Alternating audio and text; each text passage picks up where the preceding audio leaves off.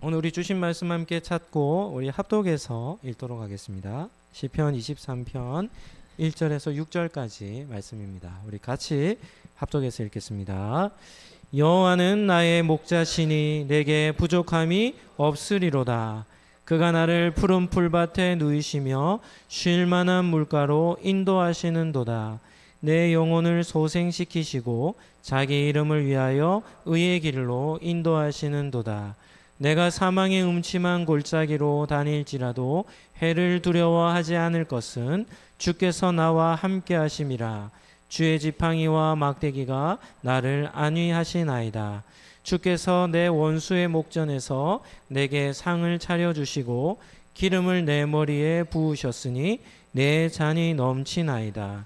내 평생의 선하심과 인자하심이 반드시 나를 따르리니 내가 여호와의 집에 영원히 살리로다. 아멘. 오늘은 기독교 신앙 9번째 인도하시는 하나님이라는 제목으로 말씀을 잠시 나누겠습니다. 한번 따라하겠습니다. 하나님은 우리의 삶을 인도하십니다. 아멘입니까? 너무나도 중요한 한 가지 진리입니다. 우리가 지난 시간에도 신실하시고 여러 가지 우리가 하나님에 대해서 우리가 살펴보고 있는데요. 오늘 우리가 듣는 말씀도 너무나도 중요한 말씀입니다. 첫 번째는 인도하심의 신앙입니다. 하나님을 묘사하는 여러 표현 중에 대표적인 것이 우리의 삶을 인도하시는 하나님에 대한 신앙이죠. 우리 사람이라는 존재는 하나님이 창조하신 다른 어떤 피조물과는 다릅니다. 사람에게만 있는 유일한 특징이라고 한다면 그것은 발전시키는 능력이 있죠. 10년이 지나면 뭐도 바뀐다고 합니까? 강산도 바뀐다고 합니다. 강과 산이 바뀔 수 있습니까? 없습니까? 강산은 변화되지 않습니다. 그런데 사람은 그런 강산까지도 바꿀 만한 능력을 갖고 있고, 그리고 그러한 것을 변화시킬 수 있는 능력이 있음을 보죠.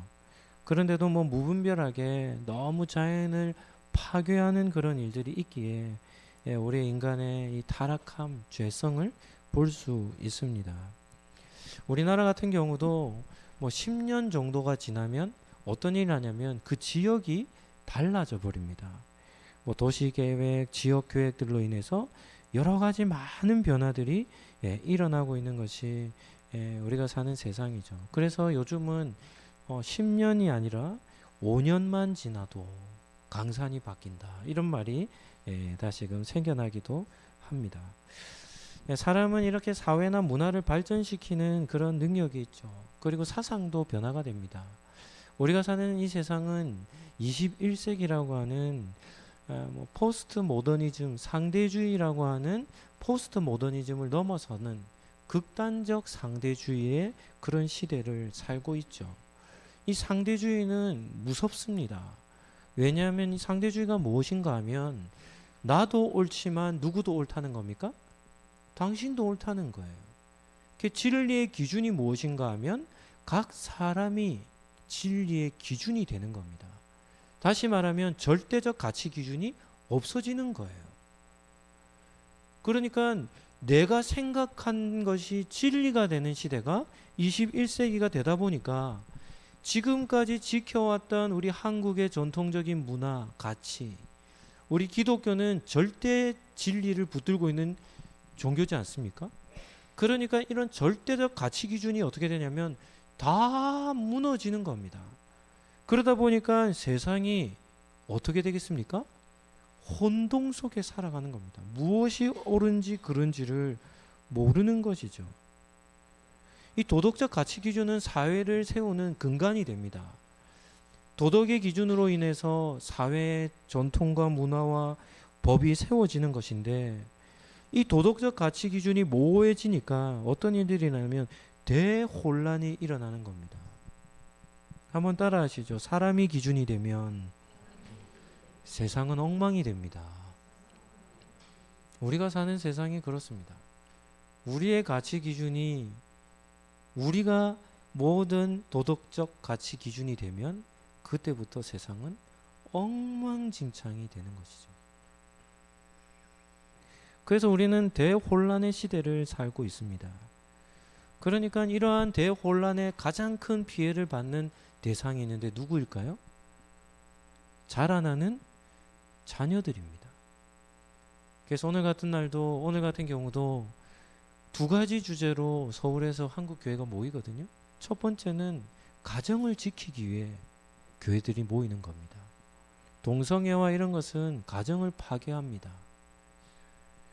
가정을 완전히 다 깨뜨려 버리죠. 그래서 가정을 지키고자 함께 모여 이 나라를 지켜내고자 하는 목적으로 오늘 그런 모임을 갖는 것입니다. 세상이 아무리 변한다 하더라도 두 가지 개념은 구분해야 합니다. 한 가지는 객관적 진리와 또 한 가지는 주관적인 가치죠. 주관적 가치는 객관적인 진리 안에서 이루어져야 하는 겁니다. 하나님의 창조 질서, 만물의 창조의 원리를 따라 삶을 살 때 그 안에서 자유를 누리는 것이 가장 행복한 삶이 되는 것이죠. 동성끼리 결혼해서 사는 게 행복할까요?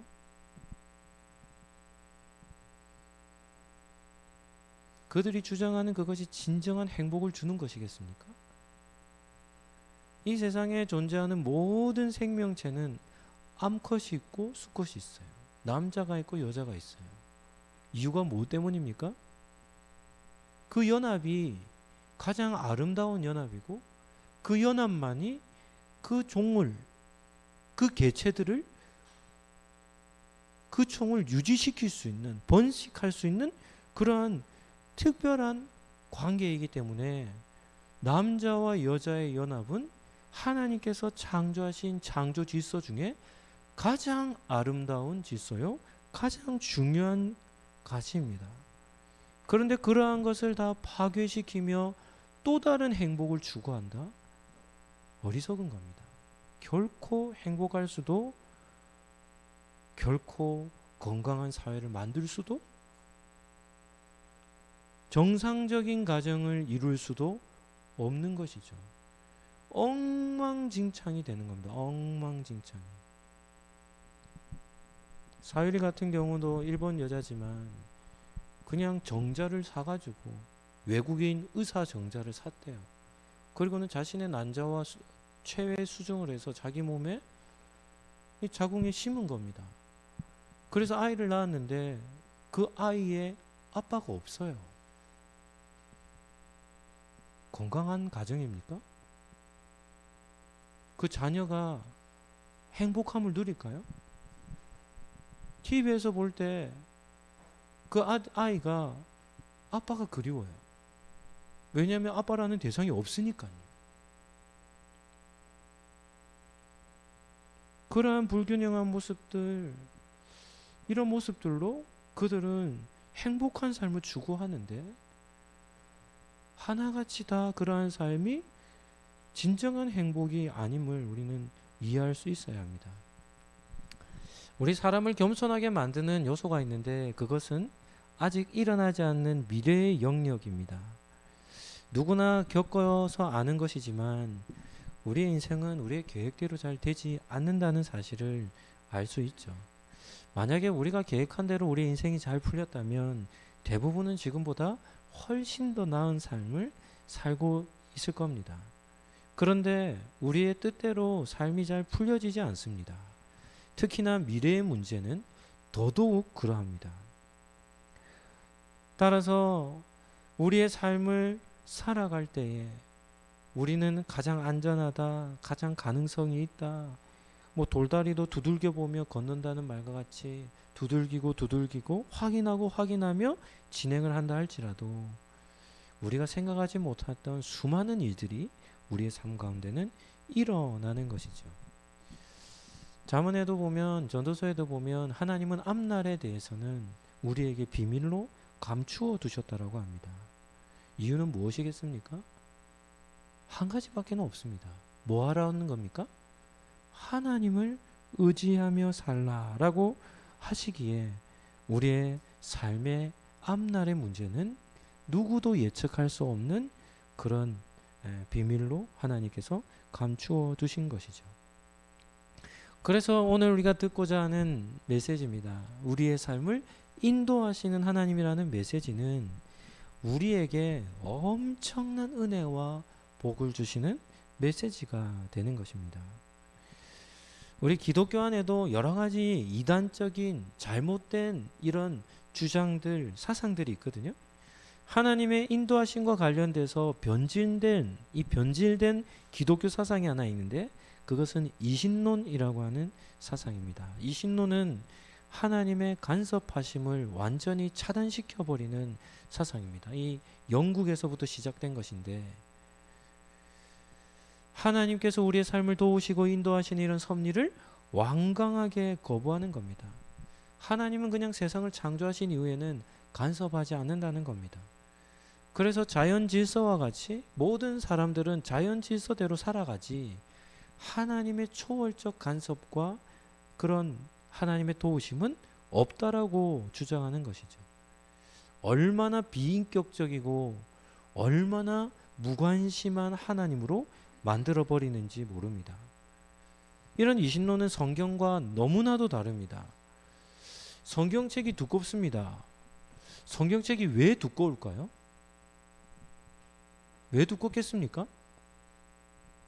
하나님께서 당신의 백성들을 위해 뭐 하셨기 때문에 이렇게 두꺼울까요? 간섭하셨기 때문에 두껍습니다. 바르게 살지 못할 때 바른 길로 가라 말씀하시고 하나님을 향하여 선한 뜻을 품었을 때 하나님이 찾아오셔서 칭찬해 주시는 겁니다. 아브라함이 창세기 22장에 보면 하나님이 정말 순종할 수 없을 명령을 하죠. 네 아들 이삭을 데리고 가서 번제로 제사를 드리라는 겁니다. 아들을 죽여 제물로 바치라는 겁니다. 누가 순종할 수 있겠습니까? 이 이삭은 100세에 낳은 너무나도 귀한 자녀가 아닙니까? 그런데 아브라함이 순종을 하자 하나님은 다시금 이삭을 그의 품으로 돌리시며 아브라함을 어떻게 하십니까? 칭찬하십니다.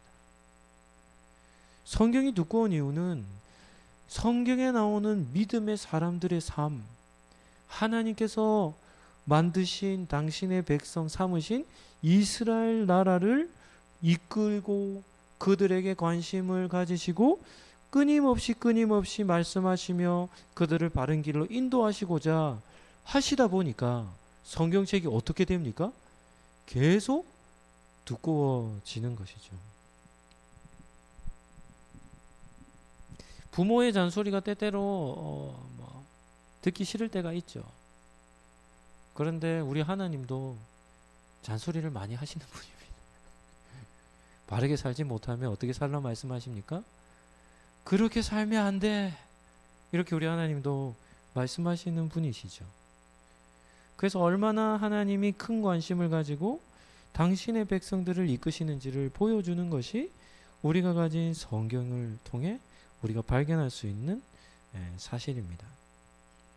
그래서 하나님이 우리의 삶을 인도하신다라는 이 사실은 성경을 펴기만 하면 우리가 볼 수 있는, 목격할 수 있는 그런 중요한 진리가 되는 것입니다. 두 번째는 하나님의 인도하심을 보여주는 대표적인 사건입니다. 하나님의 인도하심을 보여주는 대표적인 사건을 하나 들라면 그것이 무엇이겠습니까? 그것은 하나님께서 이스라엘 백성을 구원해 내신 이후에 모세를 시내산 위로 부르시고 두 가지를 주셨습니다. 시내산 위에서 모세가 40일 동안 금식하며 받은 것이 두 가지인데 하나는 무엇일까요? 하나는 십계명과 더불어 율법을 받았습니다. 그리고 또 한 가지 받은 게 있는데 그것이 무엇일까요? 하나님의 집을 지으라고 하는 성막의 설계도를 받았습니다. 그래서 모세가 시내산에서 내려와서 뭐 하냐면 하나님의 집을 짓는 것이 출애굽기 마지막 분량에 기록되어 있는 내용이죠. 왜 하나님은 모세에게 하나님이 거하실 집의 설계도를 주셨겠습니까? 하나님이 뭐 하시기 위함입니까? 하나님께서 이스라엘 12지파 공동체 가운데 뭐 하시기 위할까요? 함께 거하시기 위해서 집을 지으라 라고 말씀하신 겁니다. 우리가 이스라엘 백성들의 광야 생활을 생각할 때 두 가지를 기억해야 되는데, 첫 번째는 무엇인가 하면 성막의 위치입니다. 우리 이미지 하나를 보여주시겠습니까? 이 광야 생활을 했을 때 이스라엘 백성들이 광야에서 진을 친 모습인데, 여기에서 제일 중요한 것이 무엇인가 하면 무엇의 위치일까요? 성막의 위치입니다. 성막이 어디에 있습니까? 성막이 어디 있습니까? 정 가운데 있습니다. 하나님은 이스라엘 백성 12지파들에게 어떻게 명령하셨냐면, 너희가 장막을 칠 때, 진을 칠 때 세 지파씩 동서남북으로 진을 치라고 하죠. 그리고 그 동서남북의 정중앙에는 뭐가 있습니까? 하나님의 집인 성막이 있습니다.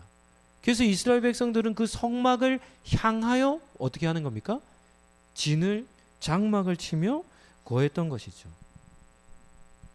또 한 가지 중요한 사실이 있는데, 그것은 이스라엘 백성들이 광야의 여정 가운데 이동할 때 이동 방법이었습니다. 여기에서 우리가 주목해야 될 것도 무엇인가 하면 하나님의 임재를 상징하는 법궤의 위치입니다. 이미지 하나를 보여주시죠. 제가 오늘 나눠드린 교재에도 넣어드린 이미지인데, 법궤가 어디에 위치해 있습니까? 가장 앞에 뭐가 있습니까? 법궤가 있어요. 그리고부터 세 지파씩 구분지어 이동하도록 하나님께서 명령하신 겁니다. 이 이동 방법과 관련해서 성경 본문 한 절을 보시겠습니다. 신명기 10장 33절 말씀입니다. 우리 본문을 한번 띄워주실까요? 신명기 10장 33절입니다. 우리 같이 한번 읽도록 하겠습니다. 그들이 여호와의 산에서 떠나 3일 길을 갈 때에 여호와의 언약궤가 그 3일 길에 앞서가며 이스라엘의 그들의 쉴 곳을 찾았고, 이스라엘 백성들이 광야의 여정을 지낼 때 가장 앞장서서 무엇이 움직였습니까? 법궤가, 언약궤가 움직였습니다. 그 언약궤는 뭐 했습니까? 앞장서서 이스라엘 12지파를 인도하며 그들이 쉴 곳, 그들이 장막 칠 곳을 하나님께서 정하신 것이죠. 광야 40년의 이스라엘 백성은 어떻게 살았냐면, 진을 칠 때는 무엇을 중심으로 장막을 쳤습니까? 성막을 중심으로 장막을 쳤고, 이동할 때는 무엇을 따라 이동했습니까? 법궤를 따라 이동한 것이죠. 그래서 이스라엘 백성들의 40년 광야 여정은 인도하시는 하나님을 따라 그들이 40년 동안 삶을 산 것입니다. 세 번째는 하나님의 인도하심을 따르는 삶은 어떠한 삶인가? 성도라면 누구나 한 번쯤 이런 의문을 가져보셨을 겁니다. 정말 하나님께서 내 삶을 인도하고 계실까? 이런 고민을 해본 적이 있을 겁니다. 저도 20대 때는 이런 고민을 많이 했습니다. 하나님이 정말 내 삶을 인도하고 계실까? 이런 의문이 찾아들 때는 우리의 삶의 어려움을 만날 때 이런 고민을 하게 되죠. 오늘 시를 쓴 시편의 저자는, 성경을 편 분들은 시편 23편 옆에 제목이 하나 붙어 있는데, 어떤 제목이 하나 붙어 있습니까? 다윗의 시라는 제목이 붙어 있죠. 이 제목은, 시편을 공부할 때 제목은 너무나 중요합니다. 왜냐하면 이 시를 누가 썼는지, 어떤 상황 속에서 썼는지, 이 시편을 어떻게 사용해야 할지 여러 가지 정보들을 제공해 줍니다. 그런데 시편 23편은 다른 설명이 아무것도 없이 그냥 어떻게만 기록되어 있습니까? 다윗의 시, 이렇게밖에는 기록이 안 돼 있는 겁니다. 설교의 황태자라고 불리는 스펄전 목사님이 있습니다. 영국을 대표하는 설교자가 스펄전과 로이드 존스 목사님이신데요. 이 스펄전이라는 목사님은 시편 23편의 제목을 이렇게 해석했습니다. 한번 들어보시죠. 이 시는 특별한 상황에서 기록된 시가 아니기에 특별한 머릿말이 필요 없으며 어떤 상황에서나 있는 그대로 성도들의 마음을 감동시키는 시라 할 수 있다. 시편 23편은 어떤 시냐면 다윗의 일상의 고백이었다는 겁니다.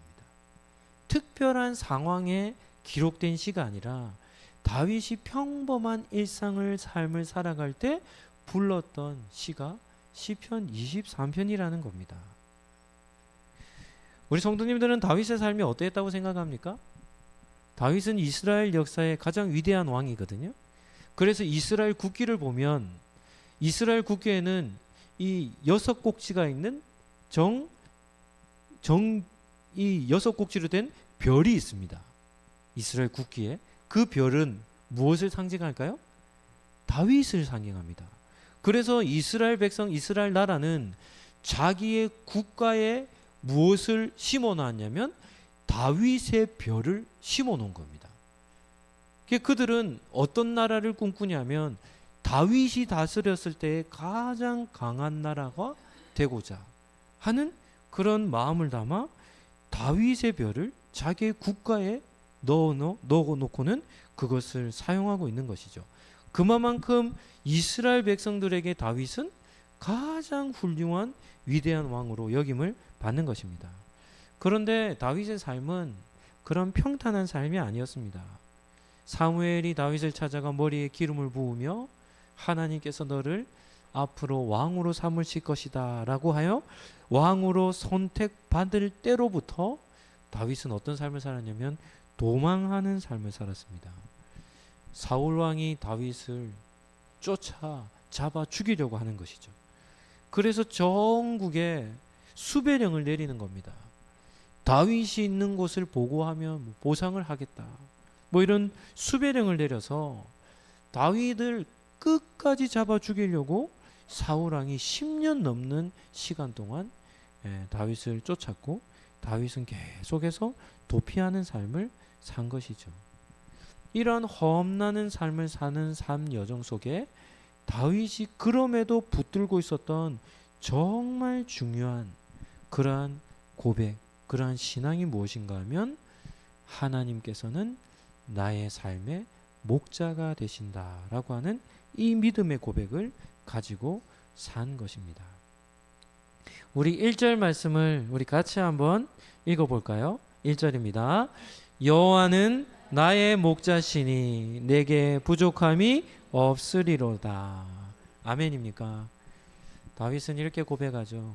저는 하나님 한 분이면 족합니다. 하나님 한 분만 내 인생의 목자가 되시면 저는 만족하며 삽니다. 왜냐하면 삶의 필요를 채워주시는 하나님을 믿고 순종했기 때문입니다. 다윗은 자신을 양이라 고백을 했죠. 하나님을 목자라 고백했기 때문입니다. 앞전교에서 여전도사님 한 분이 휴가 때 강원도 대관령에 있는 이 양떼 목장을 이렇게 한번 놀러 갔다 왔대요. 그리고 돌아와서는 저희에게 제일 먼저 했던 말이 뭔가 하면 목사님, 양은 온순하지 않습니다. 얘기하는 겁니다. 우리는 양은 순하고 목자를 잘 따르고 이렇게 알지 않습니까? 그런데 양떼 목장에 가가지고 봤더니 양들이 욕심이 얼마나 많은지 뭘 이렇게 하나를 주려면 막 서로 막 달려와가지고 먹으려고 싸우고 막 고집도 얼마나 센지 막 욕심도 많고 고집도 세고 그래서 이제까지 알고 있었던 양과 실제적으로 보니까 다르더라는 거예요. 이사야 53장 6절 말씀 우리 한번 함께 보시죠. 이사야 53장 6절입니다. 같이 한번 읽어보실까요? 우리는 다 양 같아서 그릇 행하여 각기 제 길로 갔거늘 여호와께서는 우리 모두의 죄악을 그에게 담당시키셨도다. 이사야 선지자는 뭐라고 얘기합니까? 우리를 이스라엘 백성을 양으로 비유하는데 우리는 다 양 같아서 어떻게 행한다는 겁니까? 잘못 행한다는 겁니다. 그래서 다 어떻게 간다는 겁니까? 그냥 다 제 갈 길로 자기 고집대로 자기 판단대로 우리는 뿔뿔이 다 흩어져 버렸다는 것이죠. 이스라엘을 양으로 비유하는 겁니다. 이 양의 고집대로 자기 판단대로 하나님께서 이끄시는 목자의 이끌을 따르지 않고 다 제 길로 가버렸다는 것입니다. 이러한 이스라엘 백성의 모습이 때때로 우리의 모습이죠. 하나님의 말씀을 따라 산다 하지만 우리의 생각과 고집으로 우리는 행하는 겁니다. 그래서 사람은 다 고집불통입니다. 네. 뭐 저도 마찬가지고 다 자기 고집이 있고 자기 생각이 있고 자기 주관이 있는 것이죠. 그럼에도 우리는 다윗의 지혜를 배워야 하는데 다윗이 어떤 지혜를 가지고 있었느냐면 다윗은 자기 스스로 결정을 내리며 사는 삶과 하나님의 인도하심을 받으며 사는 삶이 얼마나 큰 차이인지를 알았던 사람입니다. 내가 내 판단으로 내 결정으로 사는 그러한 내가 주도적으로 사는 삶과 하나님이 이끄시는 삶이 다르다는 사실을 알았던 것이죠. 사무엘하 2장 1절 말씀입니다. 성경 본문 말씀을 한번 우리 같이 한번 읽어보시죠. 이 다윗의 삶입니다. 우리 같이 한번 읽어볼까요? 그 후에 다윗이 여호와께 여쭈어 이르되 내가 유다 한 성읍으로 올라가리이까 여호와께서 이르시되 올라가라. 다윗이 아뢰되 어디로 가리이까 이르시되 헤브론으로 갈지니라. 다윗은 왕이 된 이후에 그때부터 하나님을 어떻게 따르냐면 목자로 삼고 하나님 제가 어디로 갈까요? 유다 땅으로 가라. 유다 어디로 갈까요? 헤브론으로 가라. 내가 왕이 되어 내 판단과 내 결정을 따라 살지 않고 중요한 결정이 있을 때마다 누구에게 묻습니까? 나의 인생의 목자가 되시는 하나님께 물으며 하나님의 인도하심을 쫓아 그가 삶을 살았던 겁니다. 그래서 시편 23편 1절에 이 말씀은 다윗의 평생의 지혜를 볼 수 있는 말씀인 것이죠. 말씀을 정리하도록 하겠습니다. 여러분은 지금까지 신앙생활하며 하나님을 어떤 분이라 고백을 합니까? 한번 따라하시죠. 신앙은 자신이 경험한 만큼 고백할 수 있습니다. 우리의 신앙은 우리가 경험한 만큼 이 고백을 할 수 있는 것이죠. 그래서 하나님을 경험해 보지 못한 사람은 하나님이 어떤 분이신가를 물으면 우리가 하나님을 많이 알고 있어요. 하나님은 창조주시요 우리를 도우시는 분이시요 신실하신 분이시요 인도자가 되시고 우리를 사랑하는 분이시요 우리에게 좋은 것을 베푸시는 분이시요 우리의 아버지가 되시는 분이시요. 성경에서 하나님을 정말 많이 알고 있지만 갑작스럽게 하나님이 어떤 분이십니까? 라고 물으면 대답을 못해요. 왜요? 그냥 지식적으로 아는 하나님이 아니라 경험되어진 하나님이 없기 때문입니다. 우리가 시편 23편을 통해서 우리가 반드시 붙들어야 할 메시지가 바로 우리의 삶을 인도하시는 하나님이라는 겁니다. 시편 23편은 교회 역사 중에 가장 성도들이 많이 사랑하는 말씀이요 또 가장 은혜를 많이 받은 말씀입니다. 왜 그토록 많은 성도들이 시편 23편을 묵상하며 그 말씀을 좋아하며 그 말씀을 따라 살고자 했을까요? 다윗이 경험한 하나님을 어떻게 했기 때문입니까? 그들도 경험했기 때문입니다. 하나님이 내 인생의 목자가 되신다는 그 사실을 교회의 수많은 역사 속의 성도들이 경험했기에 다윗의 이 고백이 그들에게 공감이 되고 그들에게 은혜가 되었던 것이죠. 그래서 여호와 하나님을 목자로 삼고 살면 부족함이 없는 삶을 산 것을 고백한 겁니다. 오늘 본문 마지막 6절 말씀 우리 같이 한번 읽으시고 우리 마무리하도록 하겠습니다. 6절입니다. 같이 한번 읽어보실까요? 내 평생의 선하심과 인자하심이 반드시 나를 따르리니 내가 여호와의 집에 영원히 살리로다. 6절에서 강조해야 할 만한 중요한 단어들 어떤 단어가 있겠습니까? 평생이라는 단어입니다. 평생. 하나님의 선하심, 하나님의 토부와 하나님의 인자하심, 하나님의 헤세드입니다. 토부와 헤세드는 가장 중요한 성경의 단어거든요.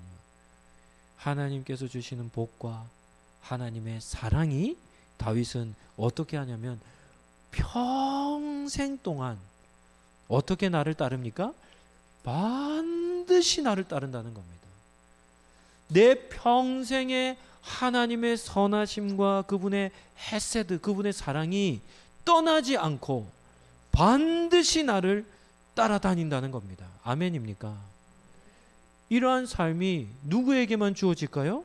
하나님을 목자로 삼고 사는 사람에게 주어진다는 것이죠. 한번 따라 하시죠. 하나님을 목자로 삼고 살면 평생 하나님의 선하심과 인자하심이 나를 따릅니다. 아멘입니까? 오늘 붙들 말씀은 한 가지입니다. 하나님은 저의 인생의 목자 되십니다. 이 고백을 가지고 살면 시편 23편에 기록되어 있는 많은 복이 우리 성도님들에게 주시는 하나님의 복이 될 줄로 믿습니다. 한 번 더 하시죠. 하나님은 우리의 삶을 인도하십니다. 이 고백이 여러분의 평생에 가장 큰 복된 고백이 되시기를 예수님 이름으로 축복합니다. 우리의 구원자 되시는 예수님의 은혜와 우리의 목자 되신 하나님의 사랑과 우리의 믿음을 붙들어 주시는 성령님의 교통하심이 하나님의 인도하심을 믿으며 순종하며 살아가기로 다짐하는 우리 상록교회 모든 권속들 머리 위에 지금부터 영원토록 함께 있을지어다. 아멘.